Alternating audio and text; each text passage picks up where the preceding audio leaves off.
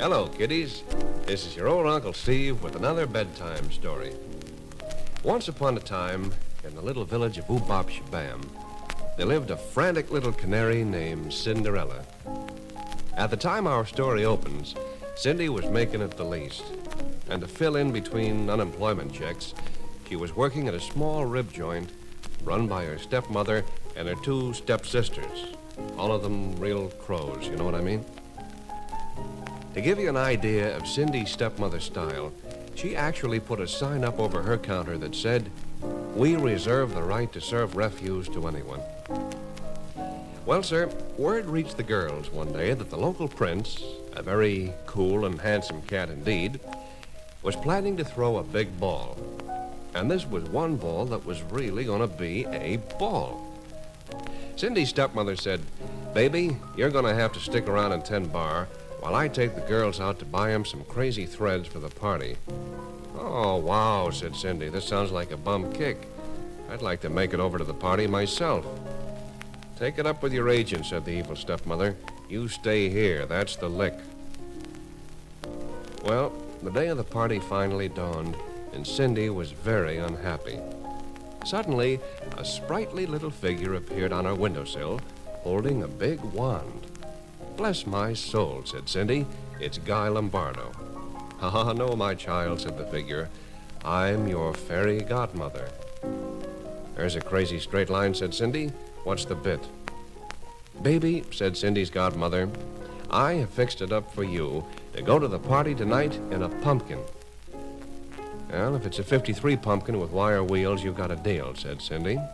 Whereupon, with a wave of her wand, the fairy godmother transformed the pumpkin and 6 white mice into a fancy carriage and 6 white horses. Well, the party was really swinging when Cindy blew in, and whom should she meet right from the top but the handsome prince. "Baby," said the prince, "would you try this slipper on for size?" "Hold on, man," said Cindy. "I was looking for a party, but it looks like I walked into Tom McGann's by mistake." "Mama," said the prince, "I dig you the most. Let's scuffle." "Crazy," said Cindy. And for the next several hours, she and the prince Arthur Murrayed it up all over the joint. Suddenly, Cindy noticed that it was almost midnight, and she recalled her godmother's warning that she must be home by 12 straight up, for at that time, the carriage and horses would revert to the hands of receivers. In a panic, Cindy cut out and headed for home, leaving the prince with a glass slipper in his hand. Next day, the prince started a coast-to-coast search for the girl whose foot was dainty enough to fit the slipper, and eventually he got around to Cindy's house. Well, the stepsisters came on real salty when they saw the prince try the slipper on Cindy. "Oh, Dad," they said, "this chick is too square. We don't like to put her down, but as princess material, she's the lowest, you know?" "I'm hip to your motive," said the prince, perceiving in the instant that Cindy was the girl for whom he'd been seeking. "Ah, Cindy," he said fondly, "I could book you for 2 weeks at the palace with options. What do you say?" "Nutty," said Cindy, planting a kiss on his chops, and from then on in, kiddies, they lived groovily ever after.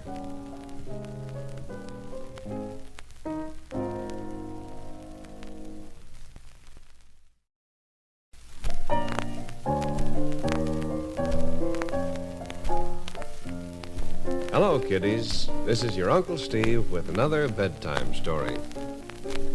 Once upon a time in the land of Bebop, there lived a little girl named Goldilocks.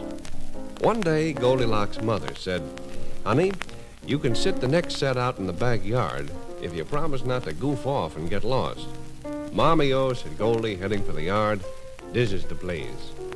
"Crazy," said her mother, returning to her household chores. Well, for a while, little Goldilocks was content to play in the backyard, but finally she became bored and decided to see a bit of the world.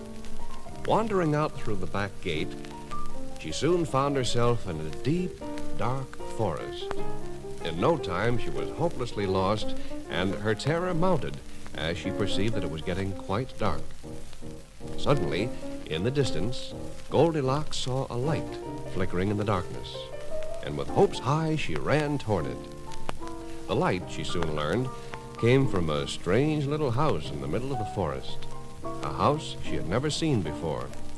Fearfully, she knocked on the door, and getting no answer from the bartender, she entered. Inside the house, she saw 3 chairs. "Bless my soul," said Goldie. "The 3 sons must be working this spot." She next spied 3 steaming bowls of soup on a table. "This joint must have been raided," she said. "Looks like everybody cut out." Sampling the soup, she learned that the largest bowl was very hot, the next bowl was very cool, and the littlest bowl was just right. Naturally, she chose the cool bowl. Feeling a bit weary, she then walked upstairs and found a bedroom with 3 beds in it. "Oh, these dressing rooms on the road," Goldie said to herself, "are the lowest."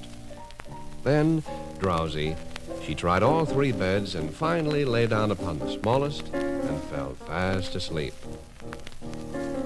Shortly thereafter, the downstairs door banged open, and in walked 3 bears. "I smell our pay," said the mama bear to her mate. "Gus, you've had a dame here." "You're out of your skull," said the papa bear. "Although it does look as if somebody had eyes for the soup over there." "I'm hip," said the mama bear. "And dig, the upstairs bedroom door is open." "Hey, Weirdsville," said the baby bear. "This whole thing is real nervous." "Let's fall upstairs," said the papa bear, "and find out what the bed is." So saying, the 3 bears climbed the stairs and walked into the bedroom where Goldilocks lay sound asleep. "Hey," said the papa bear, "somebody's been making it in my bed." "There's been a scuffle in my pad, too," said the mama bear. I don't like to start idle gossip," said the baby bear, "but if you'll take it from the top, you'll dig that there's a chick in my sack right now." "So there is," said the papa bear, shaking Goldilocks gently. "Baby, wake up. You better check with the desk clerk."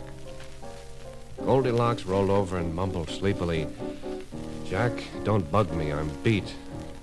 "Nutty," said the papa bear, "but you better call GAC. They booked you into the wrong room." "Oh, I'm sorry," said Goldilocks, perceiving her error at last. "Forgive me for coming on so square."